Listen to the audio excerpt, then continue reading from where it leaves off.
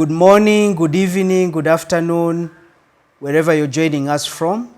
My name is Pepe, and I'm your host at the Talking Spaces, a space that is created for community to interact, to raise awareness, and just be together, convened by Convening for Equality, CFE.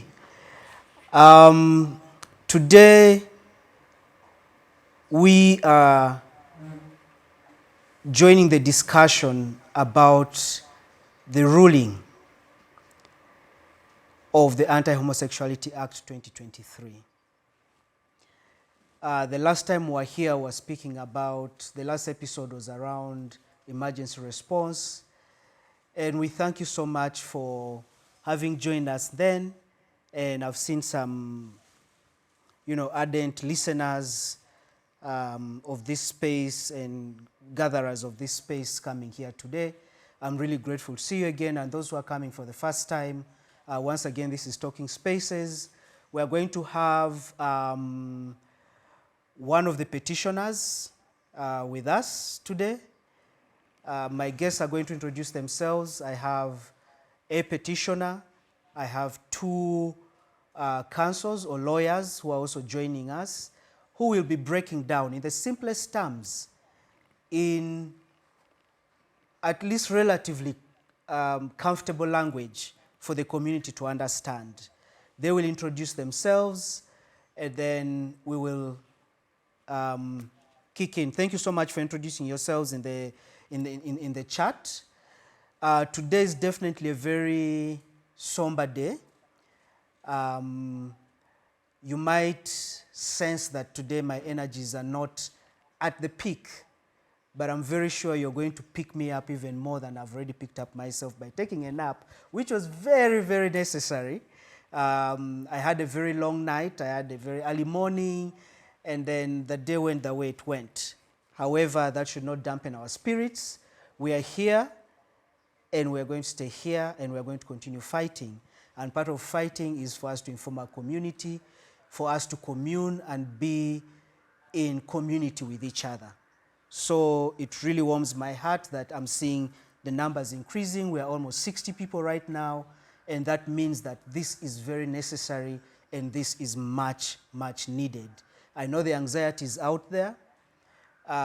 Please, as we always do on this space, take your 3 deep breaths when you're feeling that, it's too much for you. We understand it.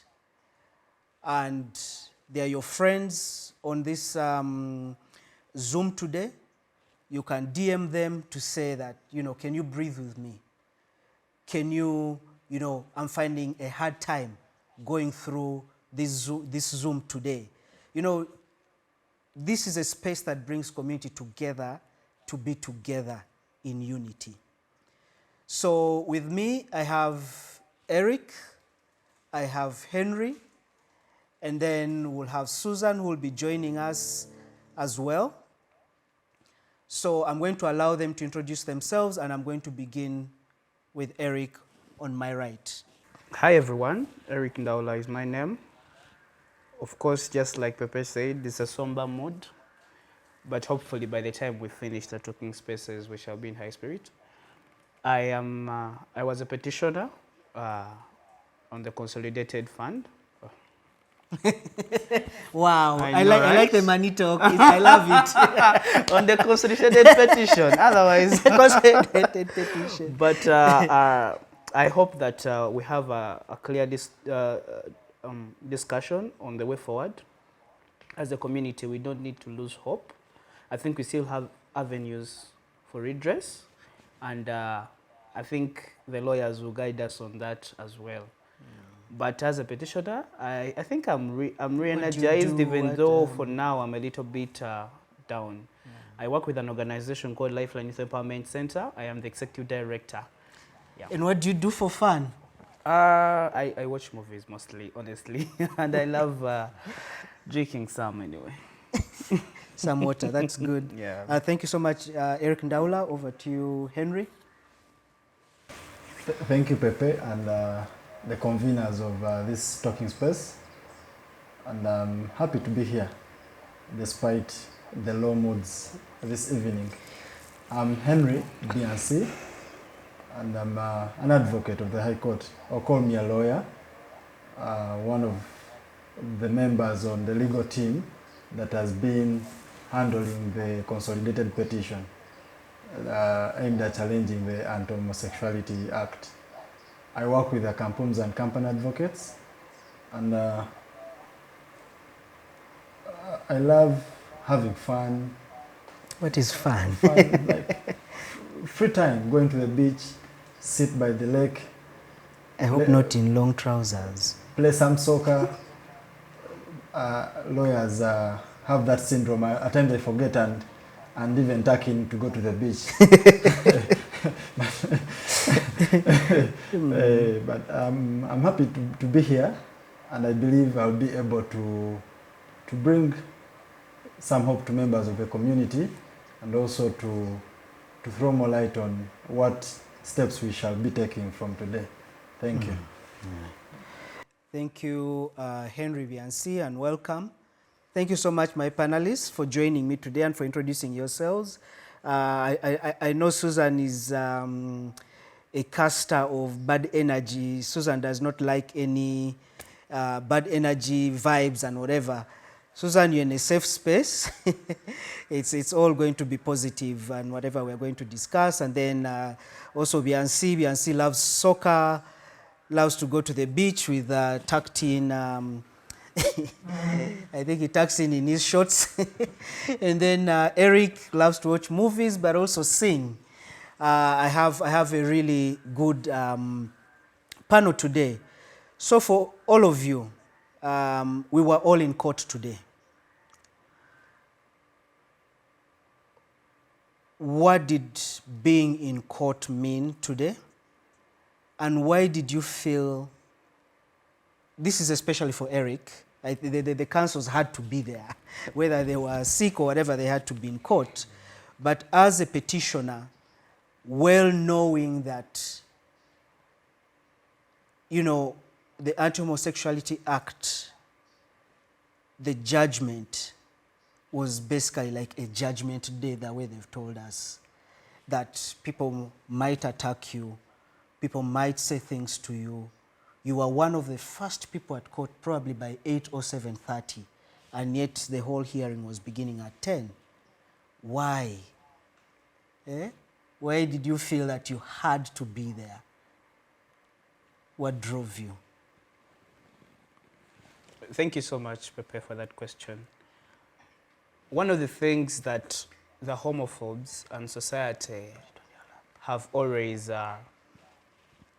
given to us is the bite of fear and the bite of shame.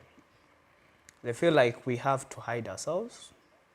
And even when you see the judgment itself, it really talks about us being muzzled and just keep quiet and just go into hiding. I felt the need today to be at court even earlier.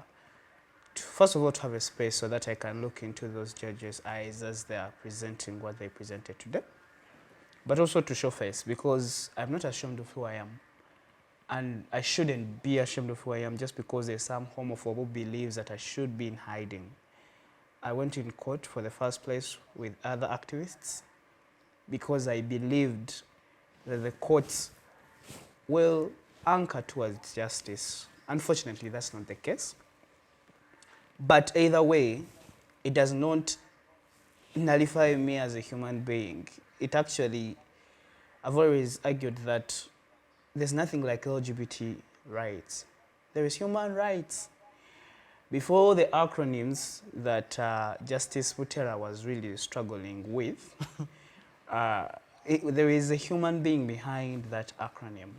And removing that humanity from that individual just because you believe morality is at stake, without proof though, that children are after, that the LGBT community is after the children is wrong. And we are here to show our face because we own our stories. We do not have to let people tell their story, our stories the way they want to tell them, especially homophobes, giving them that platform to just be at court and they will gloat around that they are not even here. We were there specifically because we are proud to be who we are and we're not ashamed of that. And there's no amount of wording can really make me stop being who I am just because you believe the way you believe. So I was at court today because I feel that shame is not good enough weapon to stop who I am. Thank you very much for being brave enough to be in a very hostile space. For Susan and Henry, Susan, you've done this work for about 8, you're going to, way over 8 years. You alluded to it earlier that you are passionate about this work. There's usually backlash that comes with it. You've stuck with the work and you showed your face in court, and it's probably over media, And Henry, you've been lawyering for quite a while as well, and I think this case and other cases that you've also attended to that are not, cameras are not on, I would like you to tell us, of all the minorities, you chose that this is the minority group, the most high-risk minority group is the one that you've chosen to defend. Why? And what has been the cost? Thank you, Pepe. That's a good question for me. I don't know if I should call it a weakness or strength. Just by way of background, I was born and raised in a police barracks in Zambia. Growing up, I was this person who always sided with a weak person, be it at the football pitch, be it at school. I would always look out for who is vulnerable. Then I would side with that person, either defend if I had capacity, or at least talk on behalf of that person. And this character has followed me from childhood. During the debate of the Bahati bill, as Susan mentioned, I joined law school in 2013. That's, I think, 3 or 2 years after Susan had joined. And that is the time when Parliament was really in the thing of moving this law. I received a reminder on Facebook of a post I made around that time. And I actually even took a screenshot, I have it in my phone. I went on Facebook and posted that if by chance I had finished law school and I was an advocate, I would fight hard to be part of the legal team that would go to court and challenge that law that had been passed during Kadaga's regime. Unfortunately, I was still a student. I was unable to participate. Sexual minorities are a vulnerable group, a group that are bound to be oppressed by the majority who think that these ones are outcasts, that this particular group of people are subhuman or not human at all. As a lawyer, I derive a lot of joy, a lot of satisfaction when I see a human being happy. Whenever I go to court, I go to court with a mission of making a fellow human being safe, fellow human being happy, and enjoy life the way any other person on the streets of Kampala can enjoy it.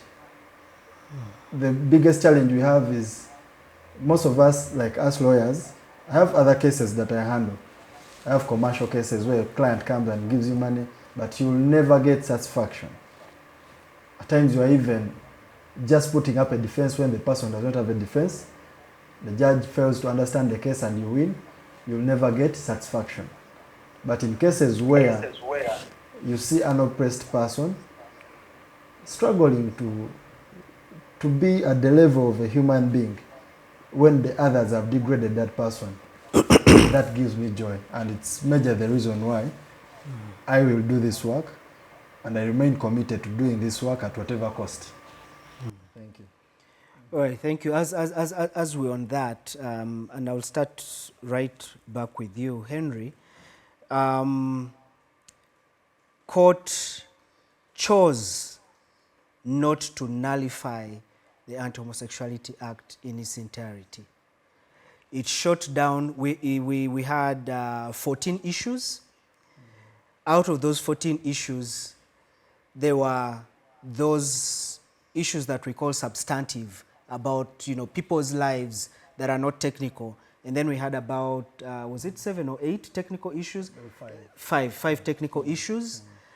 But while the judge, the principal, the person who was, Justice Butera was delivering the summary judgment, from 1 to 9, I think, and like he just kept on going on negative, right? And I could see in some groups, people just saying like, okay, like what does this really mean? Does it mean that even we stop listening to the judge delivering the judgment right now, or we can sit through it and then our lives stop? So between you and Susan, please explain to the community that is here present, what does the judgment today mean? I'll start with you. Thank you, Pepe. I want to start by giving an example. Many of us watch football. Football has a duration of 90 minutes, less extra time. If they score a goal against your team in the first 2 minutes, should you give up playing the first 45 minutes of first half? The answer is simply no.